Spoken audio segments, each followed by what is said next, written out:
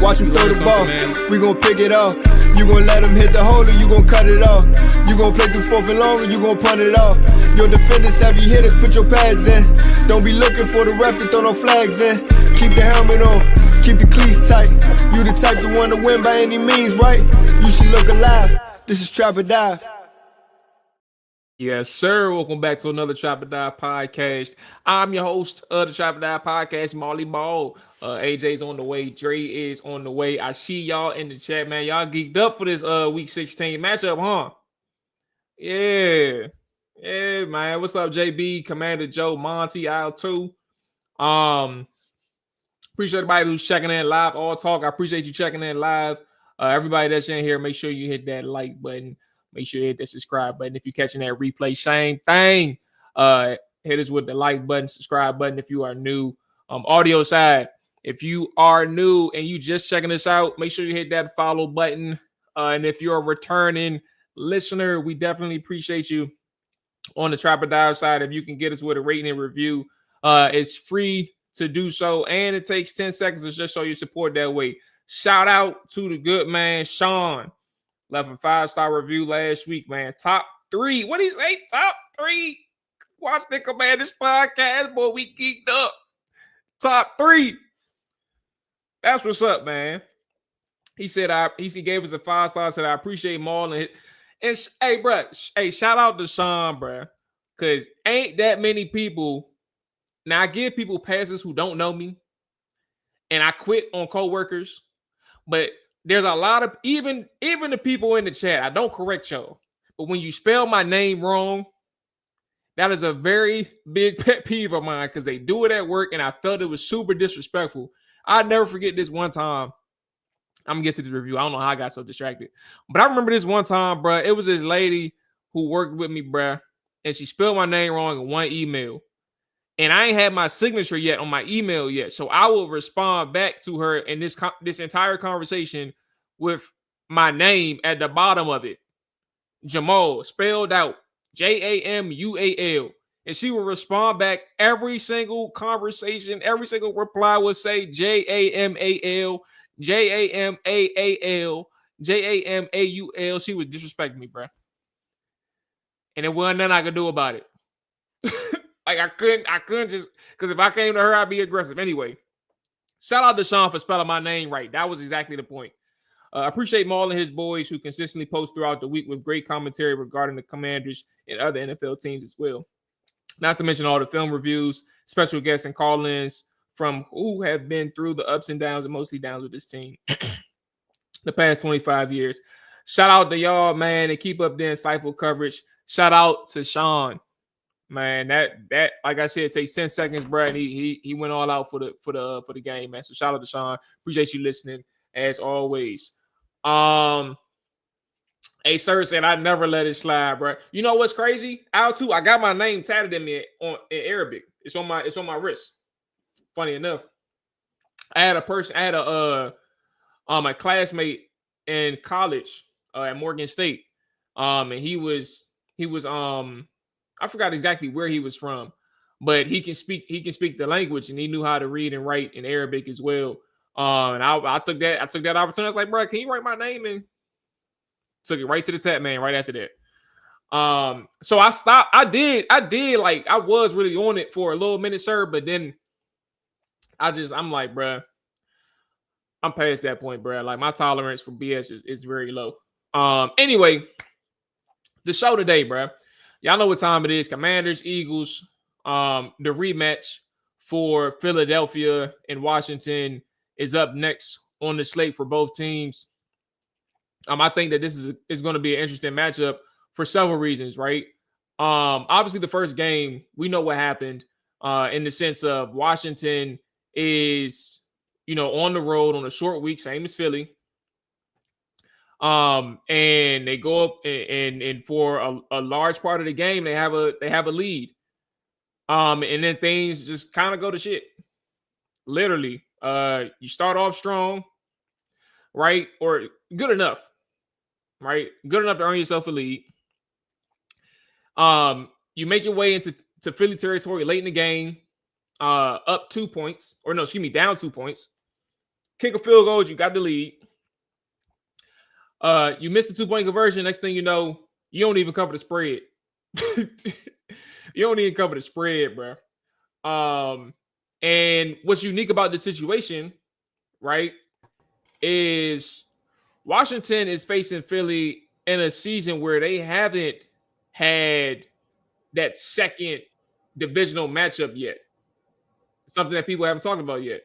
They got Washington, Dallas, and then New York, 3 straight games. Washington has faced New York twice. Now, I'm not saying this is an advantage.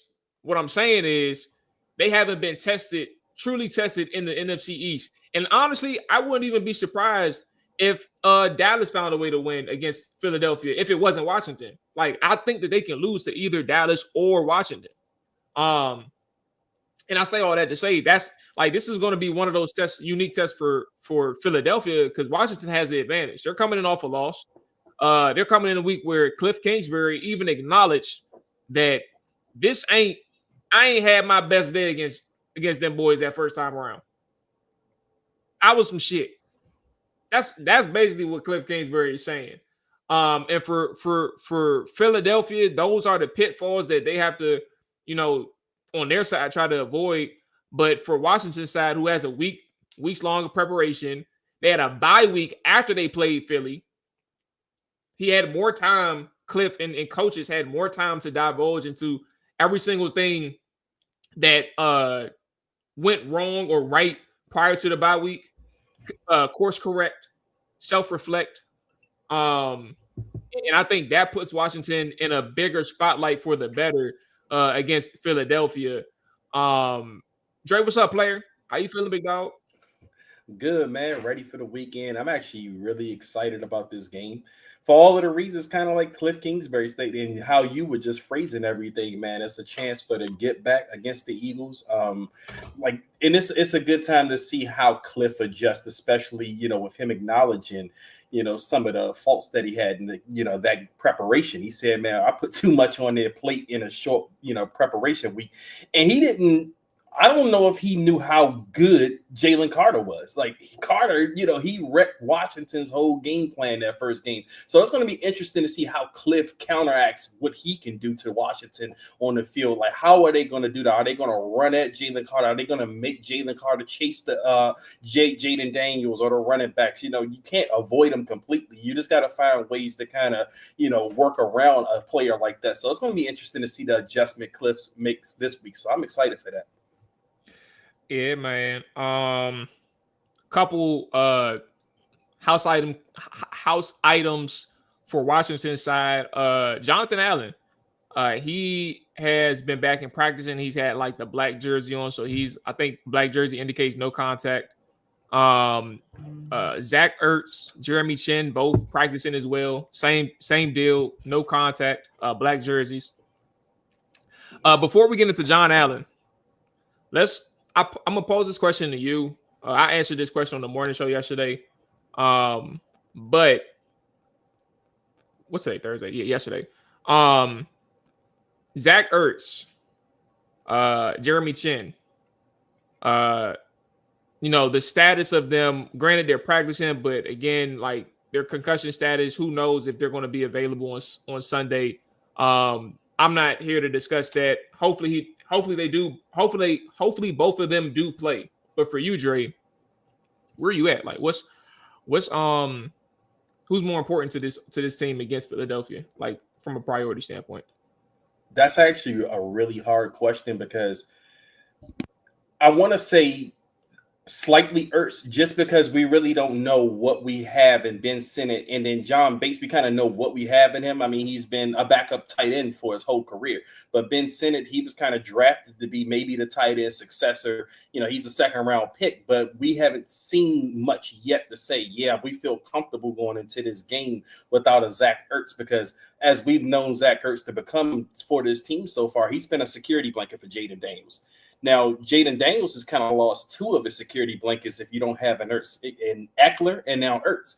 So that'll be interesting to see how that affects the offense in total. So I want to lean towards Ertz, but I really don't want to minimize Jeremy Chin's impact as well. I mean, I do know that you have a backup in Derek Forrest who will probably take his place this week.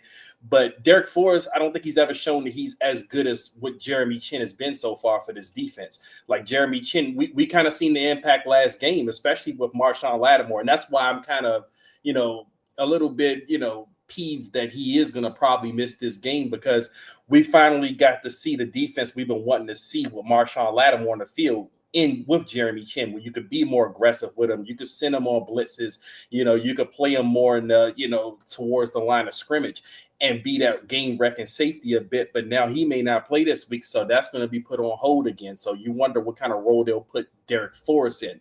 But again, Derek Forrest, I mean, I do think he's a competent enough safety that he's not going to, completely blow what your defense can do on the field.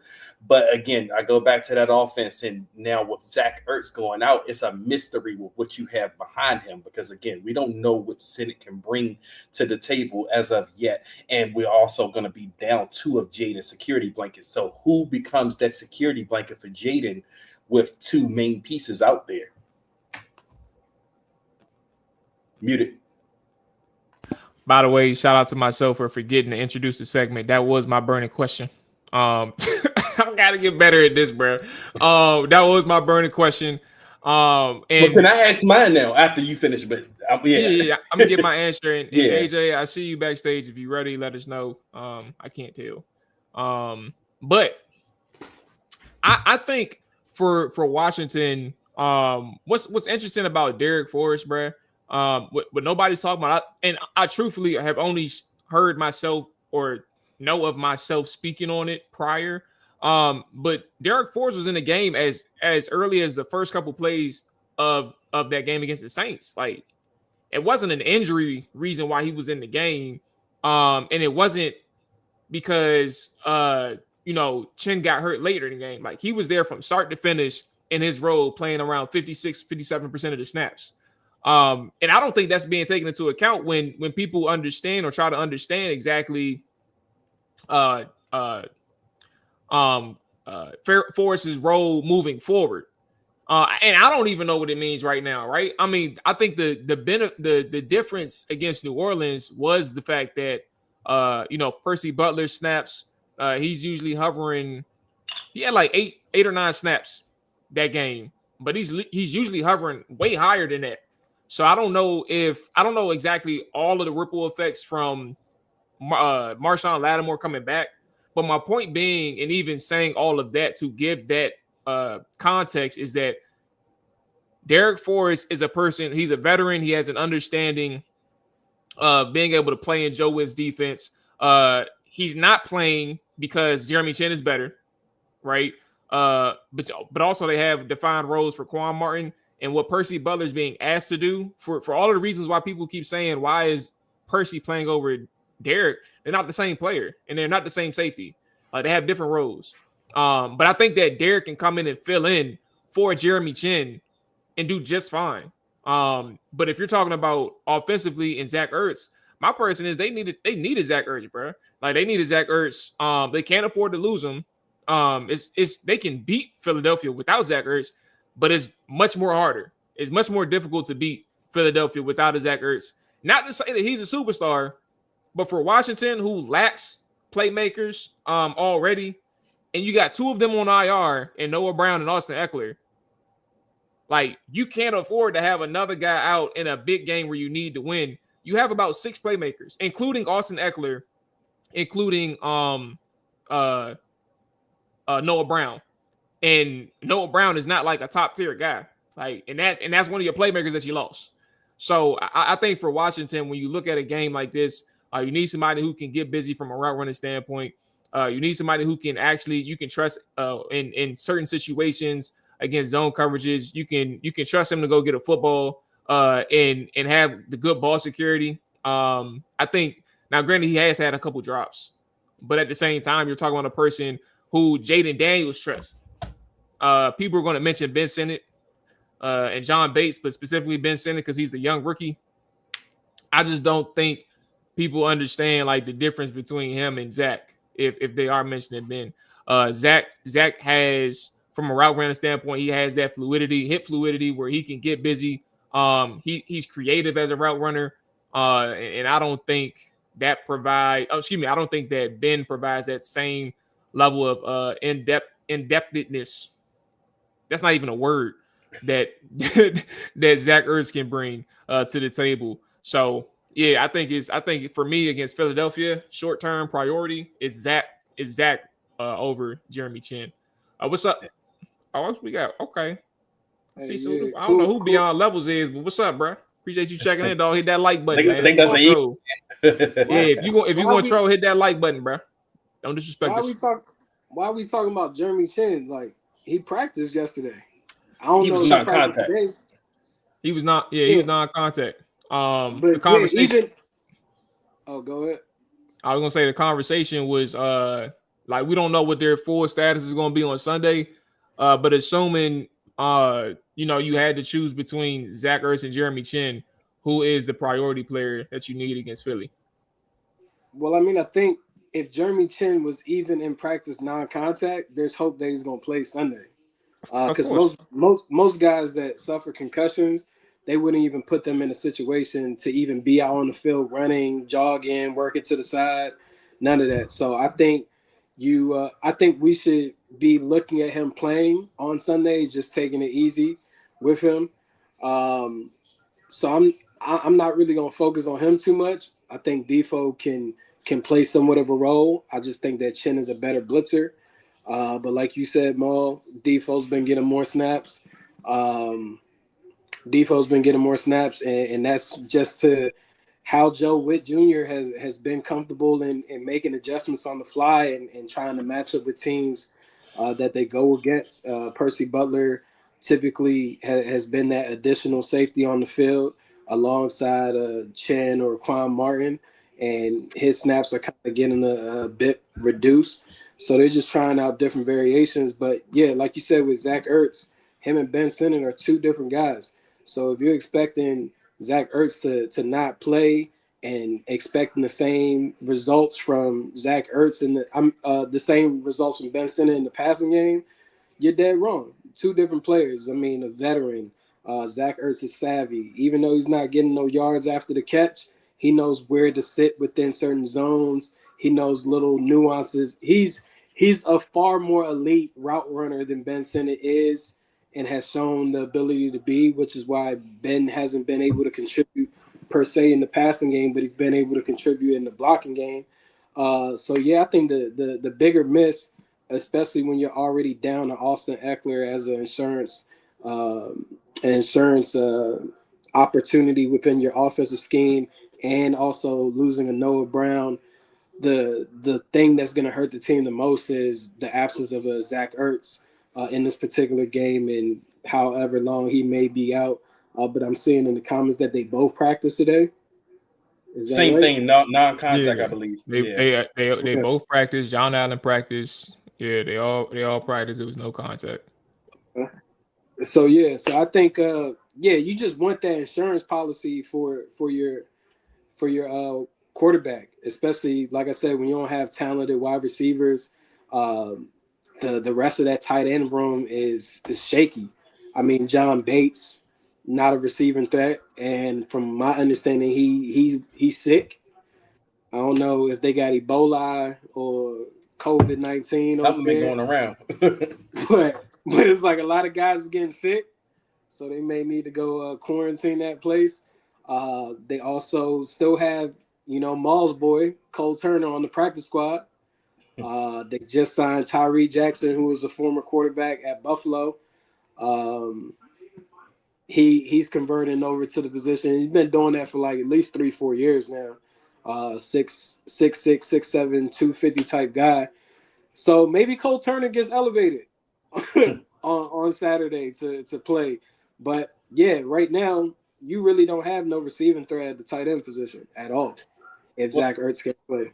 Let me ask y'all my burning question, and this is actually about to tie into what we wanted to talk about anyway. And this is about John Allen. And this is my burning question, because when it was announced that he was taken off the IR list and put on the 21-day waiting list, whatever you want to call it, a lot of fans basically said we don't need John Allen because this defense has been better without John Allen. And it was only, I think, 3 been saying teams. that? I saw a lot of chatter, like when it was first announced that he got taken off that IR list. People, we don't need him. We can do we doing better without him. Or the defense looked better without him. I think because they remember in those first 3 games in which he played, in which the defense was really bad. But I don't correlate that to John Allen's presence on the field or lack thereof. But my question to you all is: do you all expect John Allen to give this defense a boost, or do you expect John Allen to just kind of not add anything to this defense, since a lot of fans seem to think he wouldn't? I expect John Allen to. I mean, he's been a solid player over the years. That's why he's been one of the primary guys within this Washington roster for several years. You feel me? Like, I think when you get the opportunity to break down nuances of the game, you understand how he's playing and how he's doing more so than a lot of the folks that are providing their commentary on these platforms. They're just watching the game on TV, which doesn't really do you any justice of how someone is handling the rep or the defensive coverage and what is being asked of the D-line, rushing together, playing the run. Not sure what he's going to bring to the table. If I'm not mistaken, he suffered a torn pectoral injury, right? So yeah, but they said it wasn't a full tear, it was like partial. And it wasn't off the bone, if my memory serves me right. So like that's why he's back so quickly. Yeah, so it'll be interesting to see how much strength he'll have going against double teams and getting off the blocks. Because even with a partial, you still at risk to fully tearing it. But I think that Jonathan realizes this is his last hoorah with Washington, and he wants to go out with a bang. And going out with a bang is pushing to make it to the playoffs and possibly going on a run. So even with them activating his 21-day window, I expect him to play on Sunday. Like, that's my expectation, is for him to play against the Philadelphia Eagles on Sunday. Yeah, I think he'll probably be back on against Atlanta as opposed to this week. But I mean, I might be wrong. For John though, I think I'm actually confused. I ain't gonna lie to you. I don't know who on God's green earth can look at this defensive line and say that we can't use depth, let alone not use John Allen. Like, I think what's interesting, like some people associate those guys, rightfully so, to their contract, John and Duron, right? But you also got to look at it from like every single situation needs more context. This context, you need the bodies. To hell with his contract, bro. John Allen is good enough to play football in the NFL, let alone start for Washington. You need the bodies from the interior standpoint. And one of my biggest things with John in terms of how he can really help, honestly, is in the passing game. They're not getting that much pressure from the interior. Like, you get some quick wins here and there with what's his name, Johnny Newton. Like, he's flashing sometimes as a pass rusher. He's not always winning, which is, I mean, shouldn't be expected, but he does a decent job. But like, if it ain't Johnny or Duron, like, you're cooked. I like Sheldon Day. He's a very he has a lot of energy, right? He plays with a lot of effort. But at the end of the day, John is a guy who can rush the passer. He's consistent, right? You can trust him as a pass rusher. So like I'm trying to figure out like who on God's green earth can sit here and look at John Allen possibly coming back and saying, yeah, sit your ass on the sideline, player. That don't make sense to me. Hey man, they got the superstar Fedarian Mathis sitting on the bench. Yeah, I know. It don't make sense. Like he can do it all, but they don't really. They like Carl Davis for whatever fucking reason. They love Carl Davis, bro. And I told you, bro, they trying to phase my man out, bro. They trying to phase him out. Wasn't Carl Davis with them in Dallas? Probably may have been, but he's not even on the active roster right now. They elevate him from the practice squad every weekend.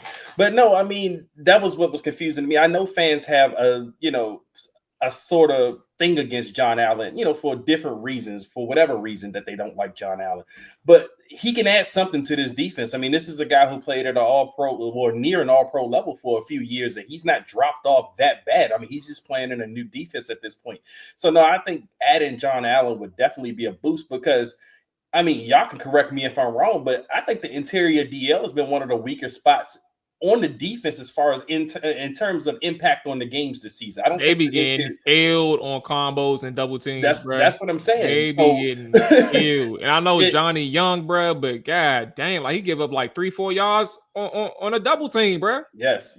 And you see that just by the rushing numbers. I mean, we've been getting kind of gashed in the rushing game by any team pretty much. Like we haven't really been good against the run this year. I mean, and a lot of that has to do with the impact of the interior DL. So I do think that adding a guy like John Allen can only help you going forward, especially at this late in the season. And as we just mentioned, you are elevating a practice squad guy up every weekend over Fedarian Mathis. Fedarian Mathis is getting a healthy scratch every weekend for a practice squad guy. So how can a John Allen come in and not assist or help that group? That's what I don't understand. So Mual, with everything you said, and you too, Dre, how could we not think going against one of the better rushing attacks in the league that Jonathan Allen wouldn't be activated Sunday? Why do we think? I mean, the same reason why Marshawn Lattimore didn't play like the first 3 weeks he was here. No, but I mean that's a different thing though. Like he got his window activated this week, and I believe that is intentional due to the progress that he's made aside from this window being activated. But it's like this is the team you really need to beat the most with the highest power. You really just need to beat Atlanta, bro. That's it. You think about it. You really just need to beat Atlanta. But I mean, if Washington wins, if we talking about playoffs, right? That's what you're talking about. You referring to playoffs? Yeah. You just need to beat Atlanta. But you can't afford to also lose, because if you lose this game and you lose against Atlanta, you done. But what I'm saying is you said this is the game that you have to win the most. I'm saying Atlanta is the game that you got to. That's the team that you got to beat. Because they're in playoff contention. Atlanta some shit, but Tampa Bay is gonna walk. They're gonna win that division. So it's Atlanta, it's San Fran. I mean, not San Fran. LA, the Rams, and another NFC West team that I think the Cardinals. Seattle's right there. Seattle. Yeah. So if Washington wins, I don't have the playoff scenarios in front of me, but I personally think, and I was going to say it on here today, I personally think that Washington could possibly clinch a playoff berth this weekend if they beat Philadelphia. That is, and they need help as well. The other teams that need to lose could possibly lose their matchups on Sunday, which would clinch a playoff berth for Washington. Well, AJ, to your point, they would need Atlanta to lose this weekend for sure. If they win, if Washington wins, who does Atlanta play? The Giants. They're not going to lose to the Giants. Yeah, they're not going to lose. I think it was Giants. I believe there was like 3 different scenarios that could clinch them a berth this weekend. Yeah, it's 3 different ones. Let me see if I still got it. I don't have it in front of me, so that's why I know. Yeah, I still got the bookmarks. Like it's Washington. Washington wins. Atlanta in every single scenario for them to clinch a playoff berth. Atlanta has to lose, and then you have to have either one of the Rams or Seattle to lose or tie. But in every scenario, Washington has to win, and Atlanta has to lose. In the third scenario, I say win, because the third scenario is Washington tying, and a whole bunch of other things happening. But like that's a very low likelihood of a tie ball game. But in the first two scenarios, Washington has to win, Atlanta has to lose in every single scenario. Gotcha. But yeah, I mean, I get what you're saying.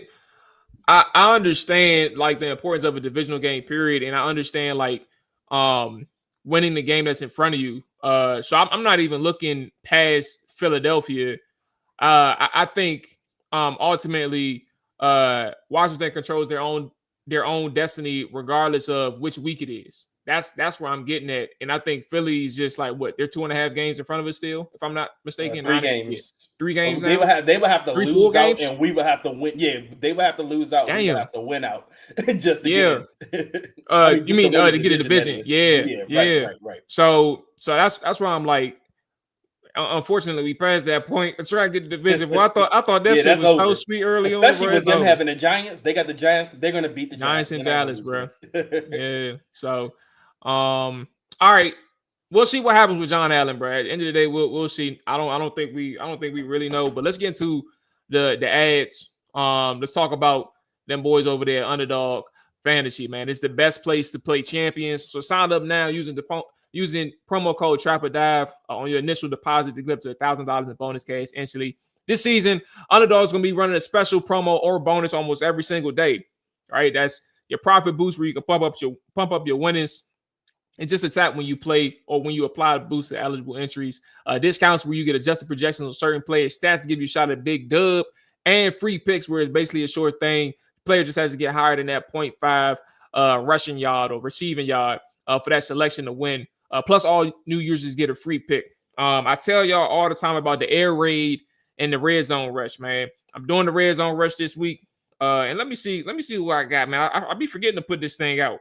Where the red zone rush at? I got, hold on. I got Xavier Worthy scoring a touchdown. I'm going big, bro. I ain't gonna lie to you. Xavier Worthy, Joe Mixon, Ladd McConkey, Derrick Henry, and Pratt Freiermuth.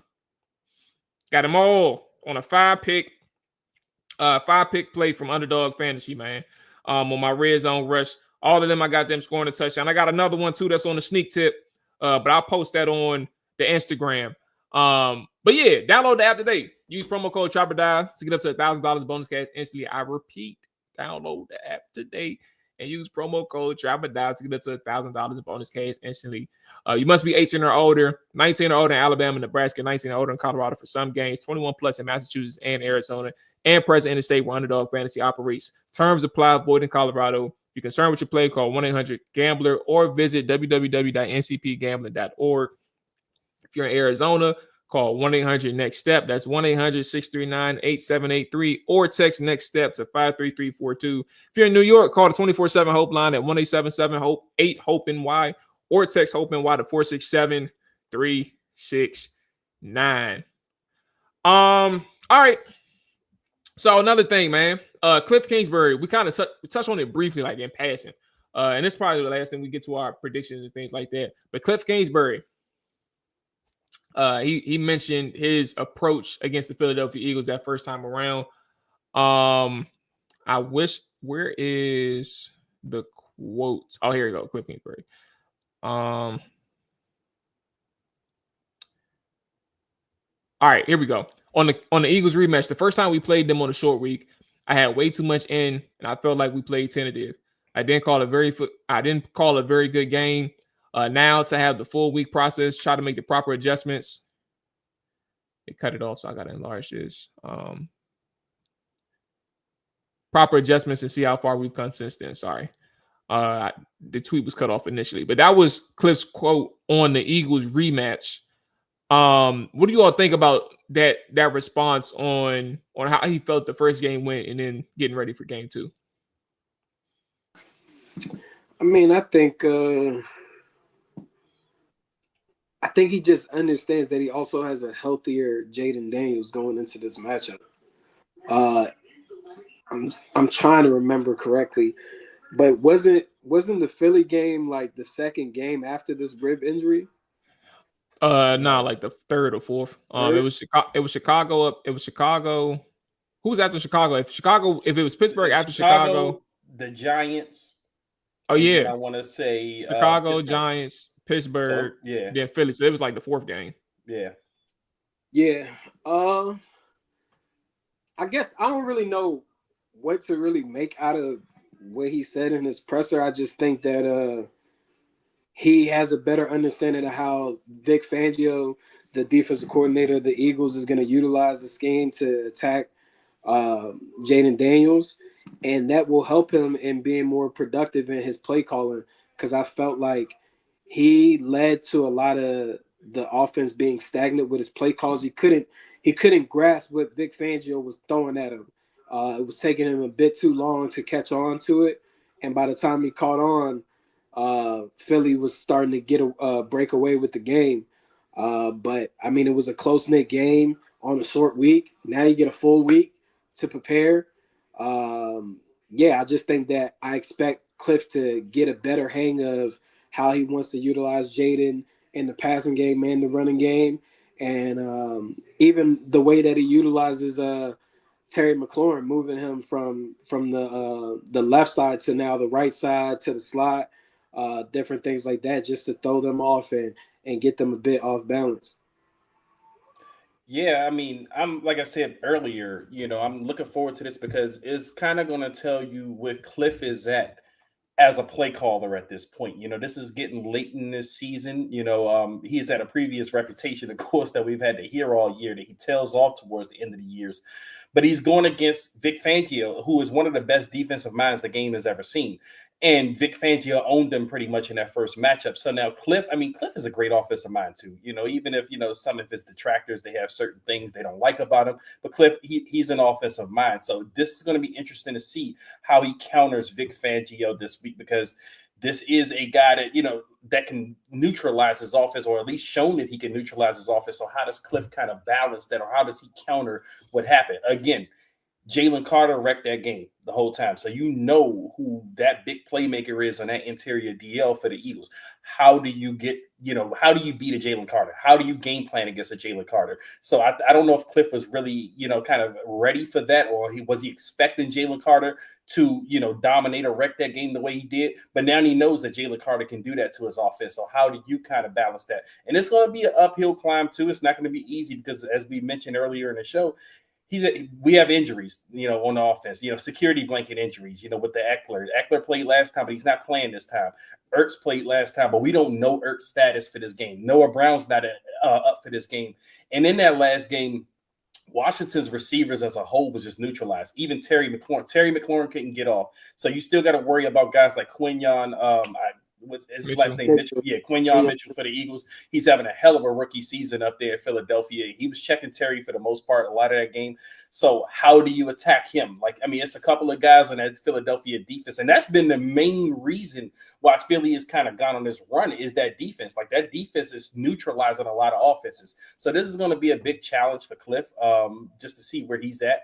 And he can kind of shut up a lot of noise this week too, because if he comes out there and they can put up a good performance on the offense this week, for one, it'll show Cliff knows how to adjust.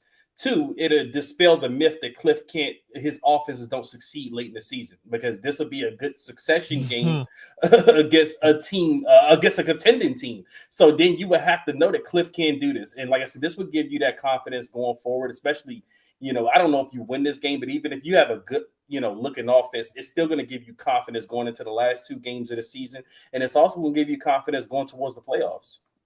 Yeah, and I'll just chime in real quick. So I used to represent Navarro Bowman, who was one of the leaders of a Vic Fangio defense in San Francisco under Harbaugh, and I was privileged to be able to sit down and learn different nuances of that defense with Navarro, like watching film and stuff with him. And a lot of what Vic Fangio does starts up front.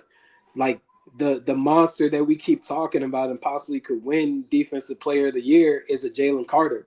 So you have to figure out a way to neutralize him in this game, because honestly, Cosme trying to do that on his own was not successful in that first matchup.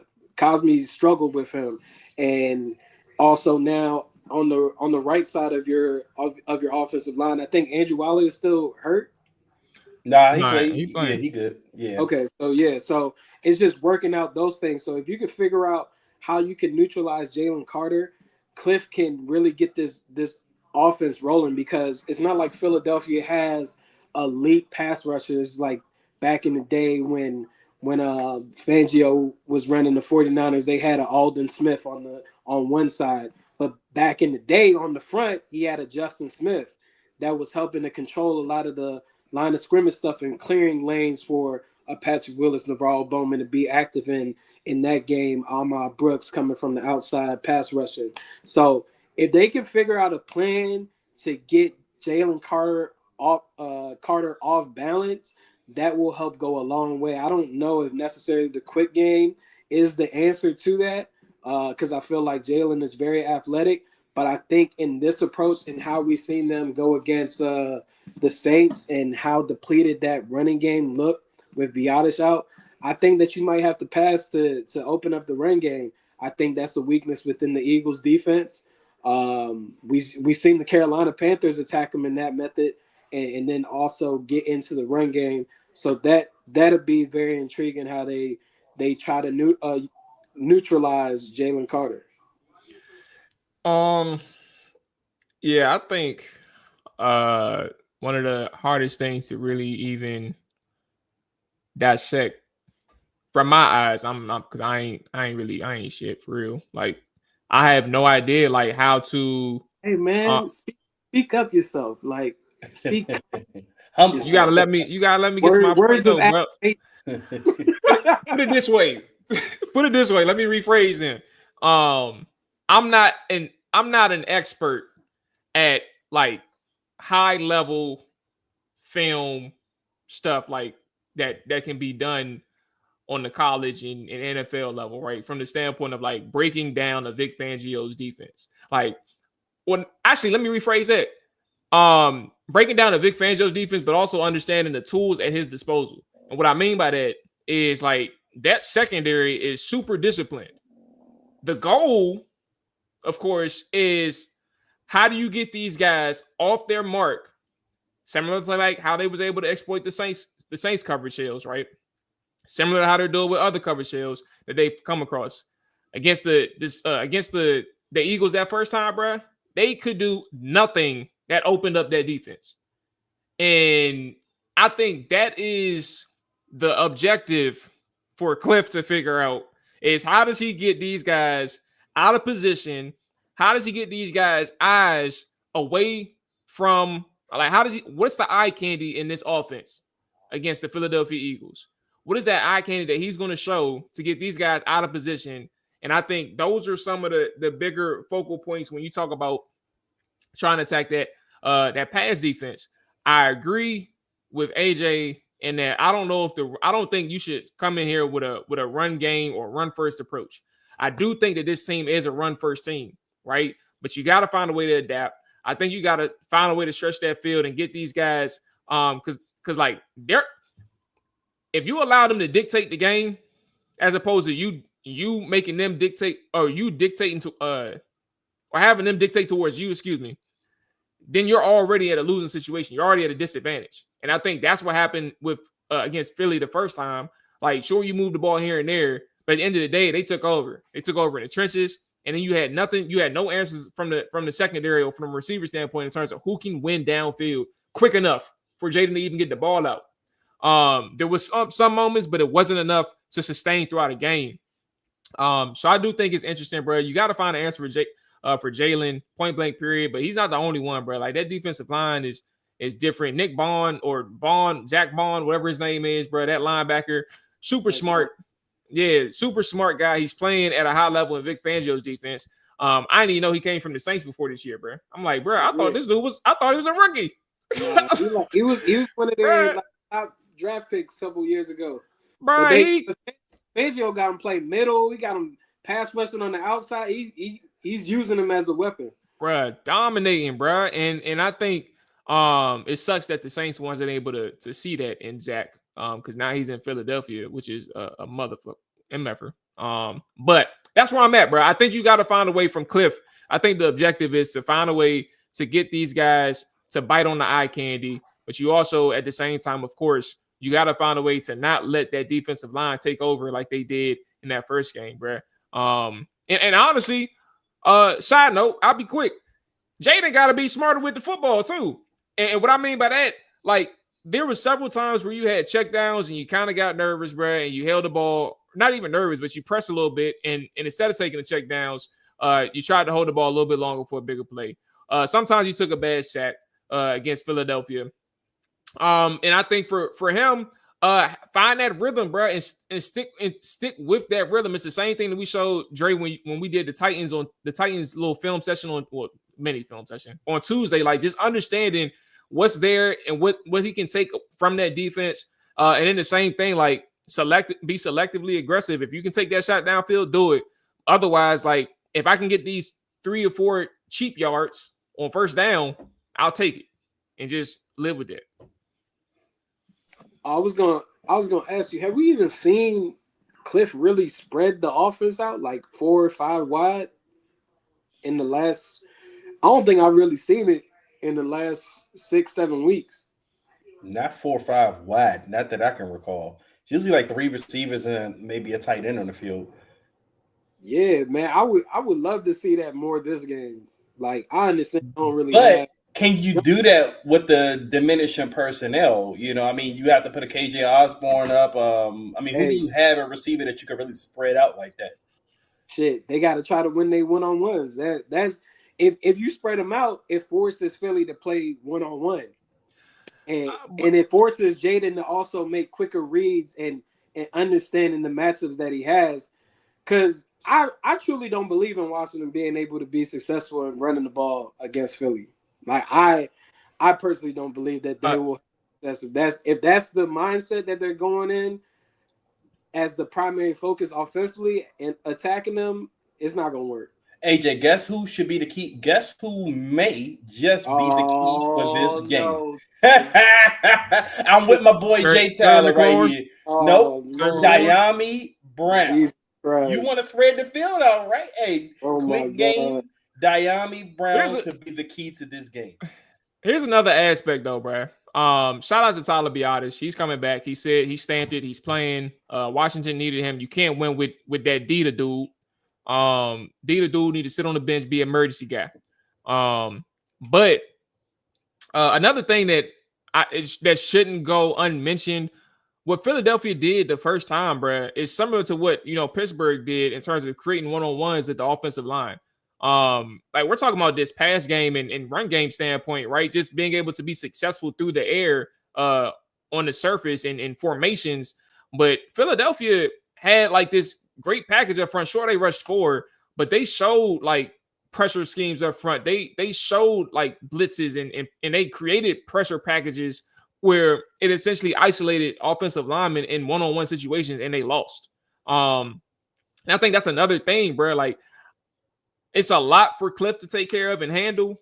But if you get wrapped up in the same games up front on the offensive line, bro, it's like us talking about what they can do as a passing team, like that might be cooked. You just gotta make sure you get some better protection plans up front against these guys. But more importantly, you really just gotta win those one-on-ones. You gotta do a better job than what you did that first time around. Who concerns you the most on the offensive line going against Philly on Sunday? Because for me, I think 2 of those guys is Cosme and Brandon Coleman. I think Coleman, but I also think Biadasz, honestly. I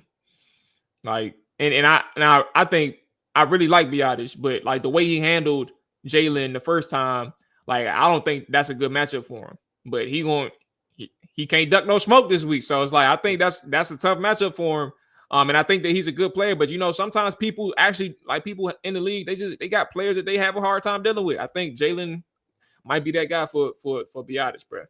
But see, that's why Cliff Kingsbury comes into play. How do you protect that offensive line? Like, what plays are you calling this week to kind of work around a Jalen Carter or work around whatever Jalen Carter's weaknesses may be on the football field? How do you kind of adjust your play calling? Like I said, 'cause you got to help those guys out too. You know what I mean? Like the same way what we talked about last year with Eric Bieniemy and how he's not helping a Sam Howell or whoever, whatever the case may be. This is on Cliff to say, hey, man, I do know that Jalen Carter is a game breaker on that interior line. How can I help my offensive line, kind of counteract this guy here on the football field? So, yeah, Cliff is going to have to play a part in that as well. All right, let's get into some quick over and unders, and then we will get our score predictions and MVP. Passing yards. We're going to go start with Jaden Daniels. Excuse me. Over 214 and a half. 214 and a half is the number. Is he going over or under? Over. Both of y'all said the same. Y'all both so it's over. Okay. Yeah. I'm gonna go over. Jalen Hurts is at 191. I'm going under. Under, yes. Under. Actually, I'm sorry. I'm going over, bro. I think he may get like one. He may hit the 200-yard mark. I'm gonna go over on that. Saquon Barkley rushing yards, 94 and a half. Over. Under. Okay, Dre. All right. I'm gonna say under. B Rob's at 56 and a half. Under. Under. Under. Yeah, under for sure. Receiving your all right, bro. I heard you the first time, bro. Sure. Hey, God damn. AJ Brown, 77 and a half. Under. Under. I'm gonna go under. Terry McLaurin, 63 and a half. Over. Under. Whew. Man, he was getting cooked by Quinyon Mitchell, dog. Bounce back game. Unless they move him around, but I gotta go with under because he got strapped. But I think you can have a 40, 50-yard game, still have a good game. So you could, but it's like, is Cliff really gonna move him around like he showed us last week? If he does, then he can go over. All I can go is based off of the last time they played Philly. He couldn't do crap. They're not going to be scared of him this time. They're going to try to get Terry. I think they're going to make a concerted effort to get Terry the ball this week. Watch. They better. Who else you got? I'm going to go under on Terry as well. Devontae Smith, 54 and a half. I think he goes over. Both of y'all said over. I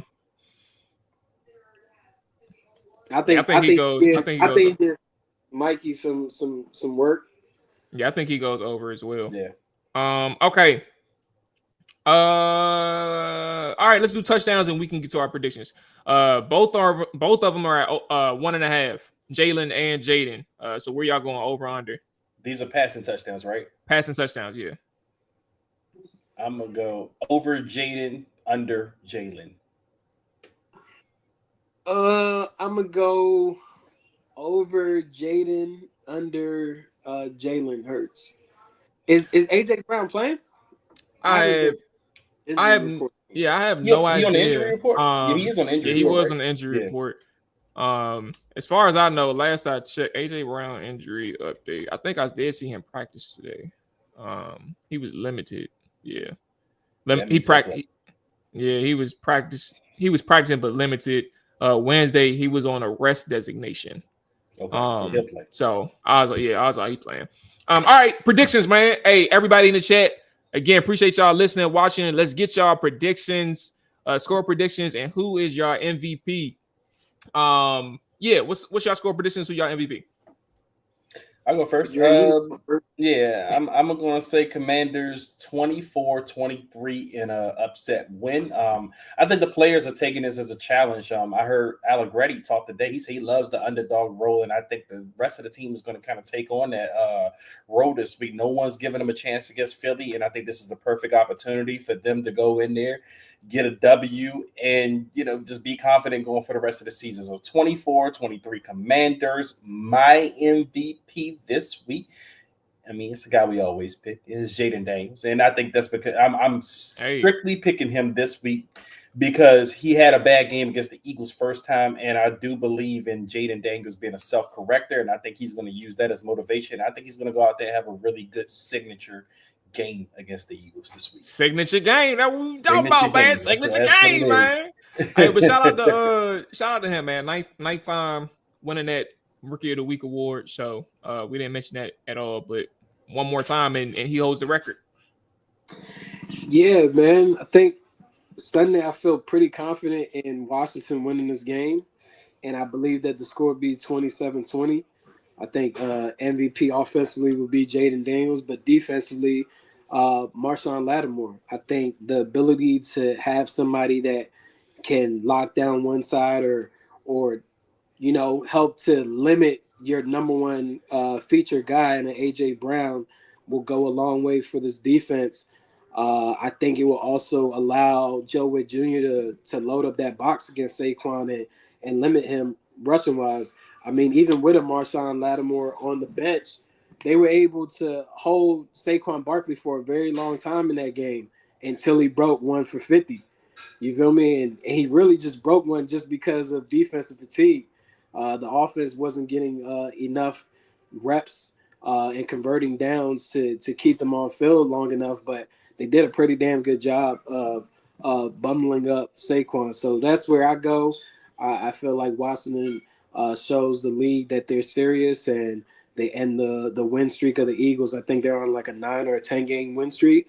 I think Washington ends that on Sunday. I'm going to say 27-20 as well, but the good guys unfortunately lose. I do think it's gonna come down to the last drive of the game. It's gonna be pretty entertaining throughout, just from a viewing standpoint. But I think Washington just comes up short against these guys again. MVP, good Lord, I don't know if we're gonna do an MVP for the goddamn Eagles, but I might mess around and say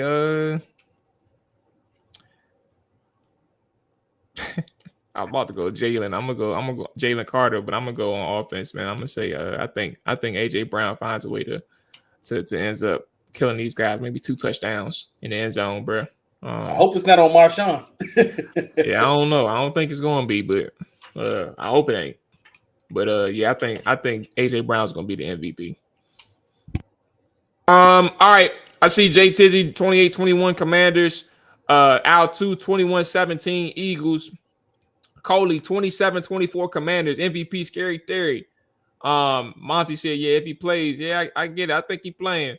But yeah, you're right. If he plays, hopefully he doesn't. Right, for our sake. All talk 34-27 Commanders.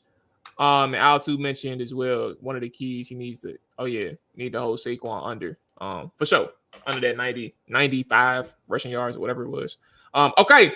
All right, that's gonna wrap it up for us just in time for Thursday night football, man. And get your last minute parlays and bets in. You know, some of y'all out there just like me, just like Jay. Gotta get that fiction, gotta get that itch in. That's gonna wrap it up for us. Film session is out now. If y'all haven't taken a look at that, go ahead and take some time, man. Breaking down Jaden Daniels' game against the New Orleans Saints. Commanders morning show tomorrow morning, 6 a.m. for the early birds, man. The morning trappers. We still out here. But that's gonna wrap it up for us. Y'all stay safe. Enjoy y'all weekend. All that good stuff. We back on Sunday for the post game. Chop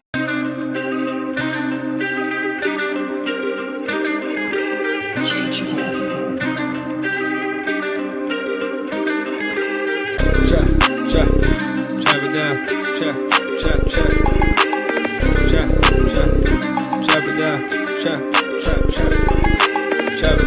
Chop it down. You gon' chop it down. Chop it down. You gon' chop it down.